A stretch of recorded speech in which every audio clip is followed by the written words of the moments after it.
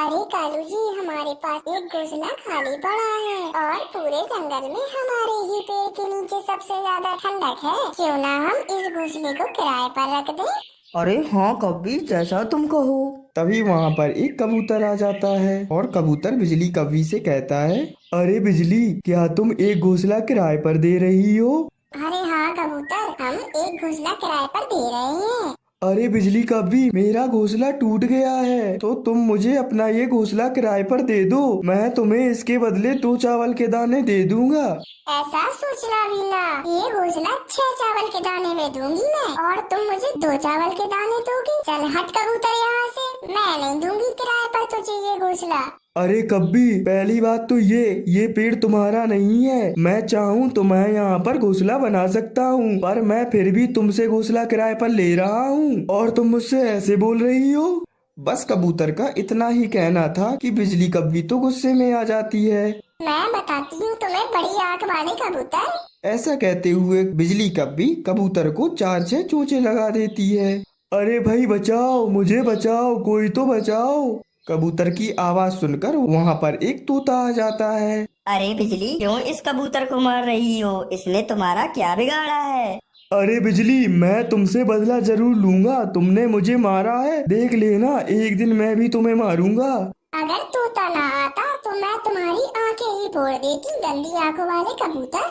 कालू कौवा भी वहाँ पर बैठे बैठे सब कुछ सुन रहा था। वो बिजली कौवी से डरता था, इसीलिए वो वहाँ पर कुछ भी नहीं बोलता है। अरे कबूतर भाई, चलो यहाँ से, ये तो ऐसे ही लड़ती रहती है। चलो, नदी किनारे चिड़िया ने बुलाया है, हम वहाँ पर चलते हैं। फिर क्या था, कबूतर और तोता चिड़िया से मिलने नदी के किनारे पर चले जाते हैं।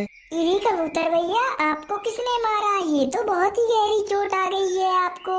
अरे चिड़िया, इसे बिजली कवि ने मारा है। ये वहाँ पर किराए पर घोंसला लेने गया था। इरी, ये अगर घोंसला लेने गए थे तो फिर बिजली बहन ने इन्हें क्यों मारा? अरे चिड़िया रुको, मैं बताता हूँ तुम्हें। कबूतर उस घोंसले का किराया सिर्फ 2 चावल के दाने दे रहा था और कब्बी उसके 6 चावल के दाने मांग रही थी। बस इसी बात पर लड़ाई हो गई इन दोनों की और फिर बिजली कब्बी को गुस्सा आ गया और उसने इसे मारा।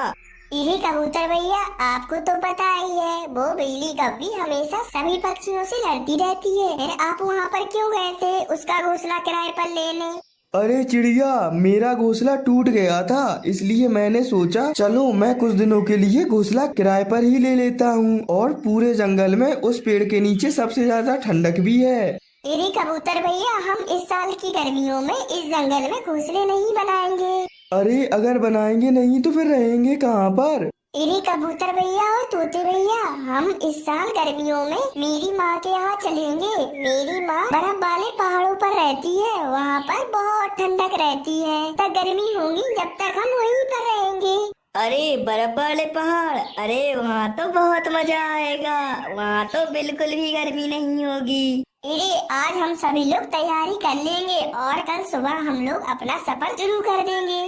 अरे चिड़िया, आपने आज खाने के लिए कुछ बंदोबस्त किया है या नहीं? इरी नहीं तोते भैया, अभी तक तो मैंने कुछ भी बंदोबस्त नहीं किया। अरे तोते और चिड़िया, मेरे पास कुछ फल पड़े हैं, मैं वही लेकर आता हूँ, हम लोग वही खाएंगे, वो बहुत मीठे हैं। इरी, आज की रात हम सब मेरे घोंसले पर बिता लेंगे, क्योंकि हम सबको सुबह साथ में चलना भी तो है। फिर वो सब वहाँ से चले जाते हैं और शाम भी हो जाती है। फिर मीनू चिड़िया अपने घोंसले पर पहुँच जाती है। कुछ देर बाद तोता और कबूतर भी वहाँ आ जाते हैं।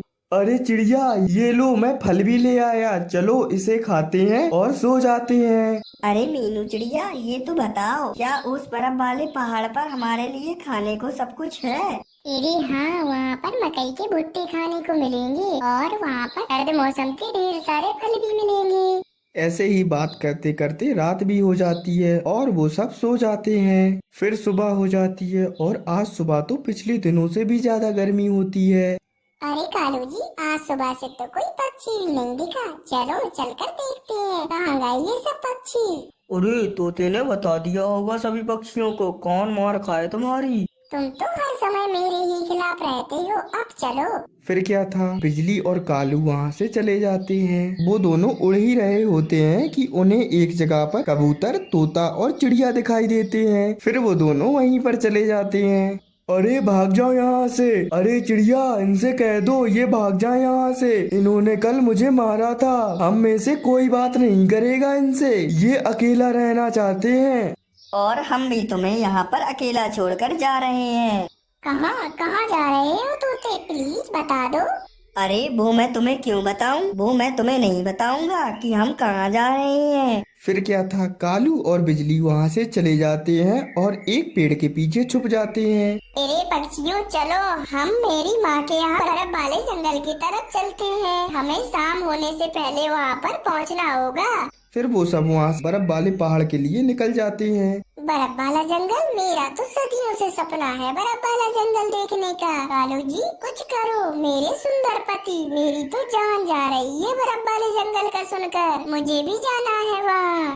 अरे ये कौन सा बड़ा काम है, चलो हम इन पक्षियों के पीछे पीछे छिपकर उड़ते रहते हैं। जहाँ ये जाएंगे हम भी वहीं पहुँच जाएंगे। फिर क्या था, बिजली कव्वी और कालू कौवा भी दूसरे पक्षियों के पीछे उड़ते हैं। मीनू चिड़िया को तो सारे रास्ते का पता था, इसीलिए वो सब बहुत तेजी से आगे बढ़ रहे थे। बिजली और कालू भी छिप छिप कर उनके पीछे पीछे उड़ रहे थे।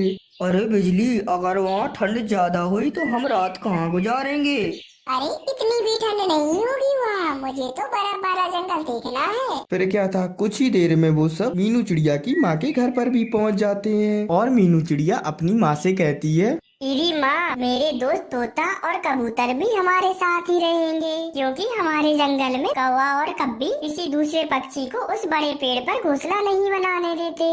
अरे मेरा घर बहुत बड़ा है, मुझे कोई असुविधा नहीं होगी। तुम अपने दोस्तों को भी अपने साथ रख सकती हो। फिर वो सब एक जगह बैठ जाते हैं और मीनू चिड़िया की माँ उन सब से कहती है, अरे अभी तो दिन है, जैसे ही रात होगी हमारे जंगल में बर्फबारी शुरू हो जाएगी। और तो और कभी कभी तो बारिश के कारण इतनी ज्यादा ठंड बढ़ जाती है कि हमें अपने घरों को गर्म करने के लिए आग भी जलानी पड़ती है। फिर क्या था, कुछ देर बाद तोता और कबूतर बर्फ से खेलने लगते हैं। तभी बिजली कौवी और कालू कौवा भी सभी पक्षियों के पीछे छुपते छुपाते वहाँ पर पहुँच जाते हैं। अरे कालू जी, यहाँ का मौसम तो बहुत ही ठंडा है। अगर हमारा भी कोई रिश्तेदार या हमारा कोई दोस्त यहाँ पर होता तो कितना मजा आता। पूरी जिंदगी तो तुमने सबसे लड़ाई की है और अब दोस्तों की बात करती हो। अगर मेरी कोई सहेली नहीं है तो तुम्हारा भी तो कोई दोस्त नहीं है कालू कहीं का। लेकिन कालू जी ये बात तो सही है, दोस्तों के साथ और अपने घर वालों के साथ कितना अच्छा लगता है। देखो तो कैसे वो सब बड़े आराम से बैठे हैं।